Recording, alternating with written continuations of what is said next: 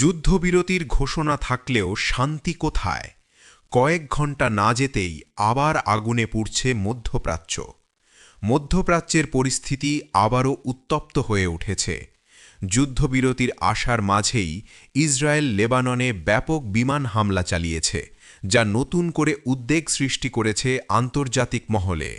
বুধবারের এই হামলায় লেবানন জুড়ে শতাধিক লক্ষ্যবস্তুতে আঘাত হানা হয়। প্রতিবেদনে বলা হয়েছে, মাত্র ১০ মিনিটের অভিযানে প্রায় ৫০টি যুদ্ধবিমান অংশ নেয়। এতে অন্তত ২৫৪ জন নিহত এবং হাজারের বেশি মানুষ আহত হয়েছেন। ঘনবসতিপূর্ণ এলাকায় হামলার কারণে হতাহতের সংখ্যা দ্রুত বাড়ছে, আর হাসপাতালগুলোতে তৈরি হয়েছে চরম চাপ। এদিকে ইসরায়েলি প্রতিরক্ষা বাহিনী দাবি করেছে এই অভিযান ছিল সামরিক লক্ষ্যবস্তু কেন্দ্রিক।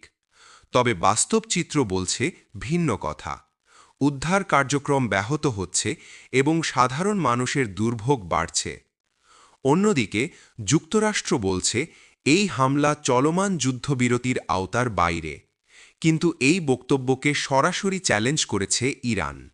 ইরানের পররাষ্ট্রমন্ত্রী সৈয়দ আব্বাস আরাকচি কঠোর বার্তায় বলেছেন, ওয়াশিংটনকে এখনই সিদ্ধান্ত নিতে হবে তারা সত্যি যুদ্ধবিরতি চায় নাকি ইসরায়েলের পাশে দাঁড়াবে।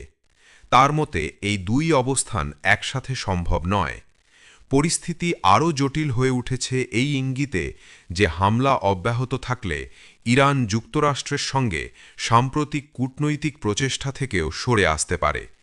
এখন প্রশ্ন একটাই, এই উত্তেজনা কি বড় সংঘর্ষে রূপ নেবে নাকি শেষ মুহূর্তে কূটনীতি রক্ষা করবে শান্তিকে?